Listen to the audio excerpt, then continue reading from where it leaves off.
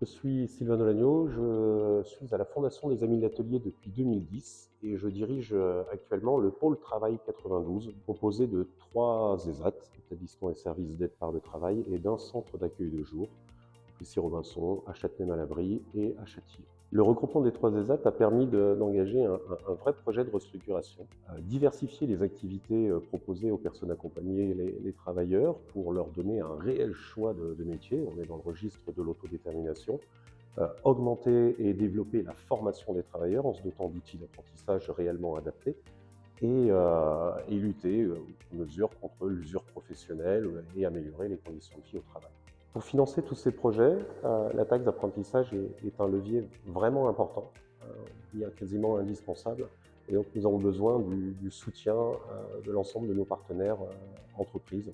Je m'appelle Amandine Martin, je suis monitrice éducatrice à l'ESAT L'Atelier depuis le 1er avril 2025.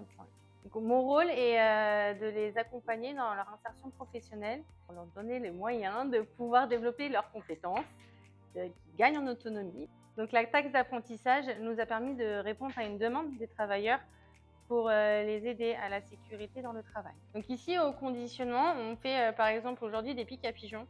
Donc ça demande à quand même se baisser assez souvent pour pouvoir remplir les cartons. Ça reste des gestes répétitifs sur une journée entière.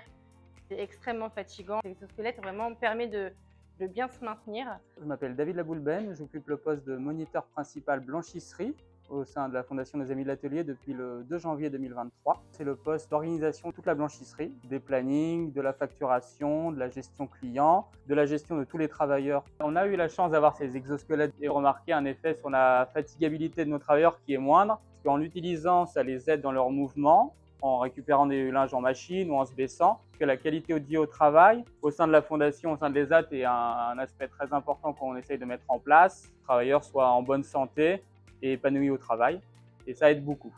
Je m'appelle Vincent Moulin, j'ai 50 ans, je travaille pour les 7 ateliers précisément, et j'utilise le SSLS.